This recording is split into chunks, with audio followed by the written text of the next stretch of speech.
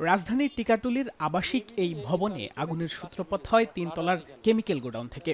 প্রথম পর্যায়ে নিজ উদ্যোগে আগুন নেভানোর চেষ্টা ব্যর্থ হলে ফায়ার সার্ভিসকে কল করেন ভবনের বাসিন্দারা। খবর পেয়ে ফায়ার সার্ভিসের প্রথম ইউনিট ভোর ৫টা ৭ মিনিটে ঘটনাস্থলে পৌঁছায়।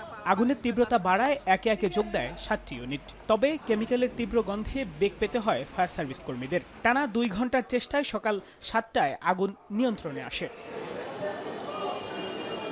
বাসিন্দারা জানতেন মামুন প্লাজার ১২তলা ভবনটির নিচের ৩ তলা বাণিজ্যিক কাজে ব্যবহার করা হতো, আর উপরের বাকি ৯ তলা আবাসিক।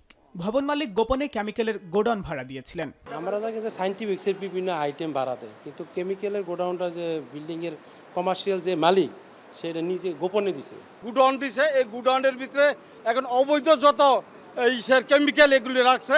এই যে গোডাউনগুলো ভাড়া দিচ্ছে, এগুলো কারোর কাছে জিজ্ঞাসা ভাড়া দেয় না, এগুলো তারা পয়সার লোভ করতেছে। সবকিছু বন্ধ হয়ে গেল অলরেডি। যদি লোক ভরে দিয়ে লাভ দিয়ে পড়তে চাইতো তো দুর্ঘটনা অবশ্যই ঘটতো, কিছু লোক মারাও যাইতো এতে। অনেকগুলো ফ্যামিলি এখানে থাকে, যেহেতু আবাসিক একটা ভবন, সেখানে কেমিক্যাল রাখার মতো অবস্থা আছে কিনা এটা আসলে আরও ভালো করে নিশ্চিত হওয়া জরুরি ছিল।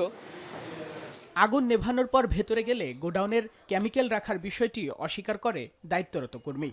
ওরকম গোডাউন হিসেবে ব্যবহার হইতো না, এটা আর কি মেইন গোডাউন হয়েছে গিয়ে নদীর ওই পারে আর কি। আমরা কিন্তু ঠিকই দেখতে পাচ্ছি এখানে এই রুমটিতে যে কেমিক্যাল রয়েছে এগুলো কিন্তু অক্ষত রয়েছে, অর্থাৎ তিনি আমাদেরকে বললেন যে এটি কেমিক্যালের গোডাউন হিসেবে ব্যবহার হতো না, কিন্তু আমরা ঠিকই দেখতে পাচ্ছি একটি রুম আগুনে পুড়ে গেছে এবং অন্যদিকে এই পাশের যে রুমটি আছে সেই রুমটিতেও কিন্তু কেমিক্যাল রাখা হচ্ছে, কিন্তু তিনি আমাদের কাছে অস্বীকার করলেন যে এটি কেমিক্যালের গোডাউন হিসেবে ব্যবহার হতো না।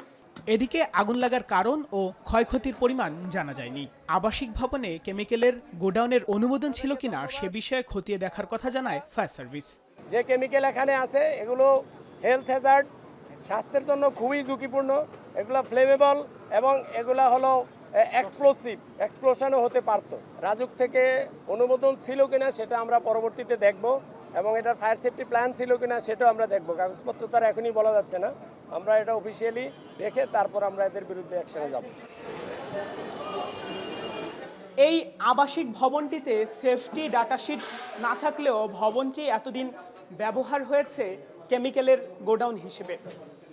আজকের অগ্নিকাণ্ডে 52টি ফ্ল্যাটের বাসিন্দাদের নিরাপদে বের করা গেলেও ভবনটি যতদিন কেমিক্যালের গোডাউন হিসেবে ব্যবহার হবে তাদের নিরাপত্তা ঝুঁকিও থাকবে ঠিক ততদিন। বাইজিদ সাদ, এখন, ঢাকা।